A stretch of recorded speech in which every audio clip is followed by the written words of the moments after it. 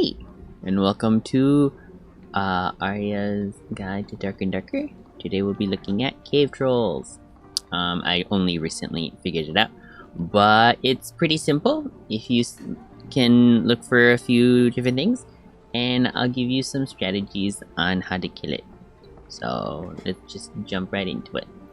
For the first one, we'll be looking at Rogue. It's the most simplest character to use. He's got a lot of really good mobility, which is super important, and the go-to weapon for him will most likely be the rapier.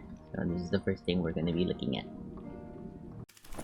So as you can see, we've shed all of our clothes to hopefully give us as much mobility as possible, and the only thing that we're going to be using is the rapier for this first example.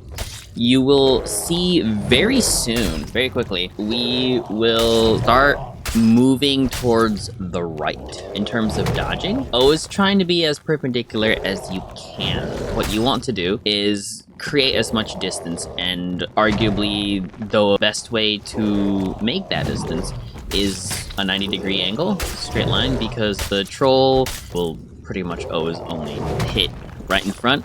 A lot of its swings, 90% of their swings can be dodged from the right side, which is why we're pushing that way to begin with.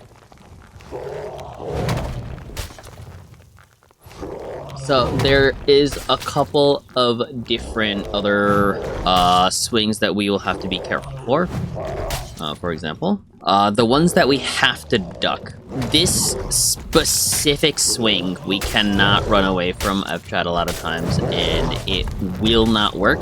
And you will have to see specifically sort of like the troll swing its body back and then forth once again to do a fully horizontal swing.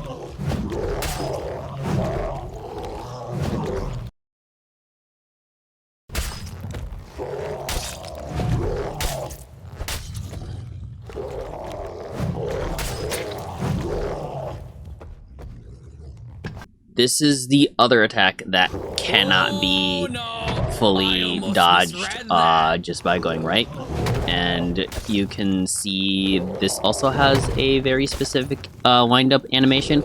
I've screwed it up before, but if he starts clutching his weapon with both hands, it's probably a good chance that he's going to be using it. Like this. And then just from there, try not to be greedy, try not to do anything stupid. 1 or 2 hits, depending on how well versed you are in the actual animations. And just sort of taking your time. I know there's always problems with other people or the ring, but when it comes to this particular boss, from what I've seen, it's better to take your time, even if it means it takes a little bit more time. The other thing that I wanted to talk about is the roar. So that is a debuff, and it shoots out in a cone direction. From the epicenter being the troll itself outwards, and it's actually fairly large once you get too far away. However, one of the easiest and most safest ways to dodge it is actually to get right next to the troll itself. So the cone of effect does not actually hit you, and so you get like a free hit, as you saw me take. The further you are, the better it is, but it has a substantial reach, and the cone is fairly wide after you get far enough away from the troll itself. It's almost a death sentence. You can dodge it, as I'll show you here.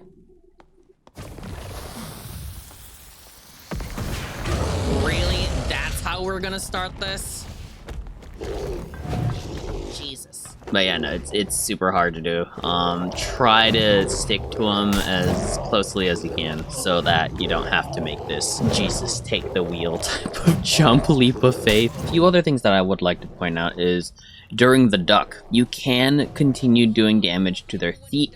However, make sure it is a stab and not a swing, or else you might overextend and the swing might just hit you in the elbow and absolutely destroy you. I felt that. But yeah, I hope you guys learned a lot about the cave troll, and I hope I see you in the dungeons. Maybe we'll meet each other, fighting the troll. And good luck on your dark and darker dungeon diving. Bye bye.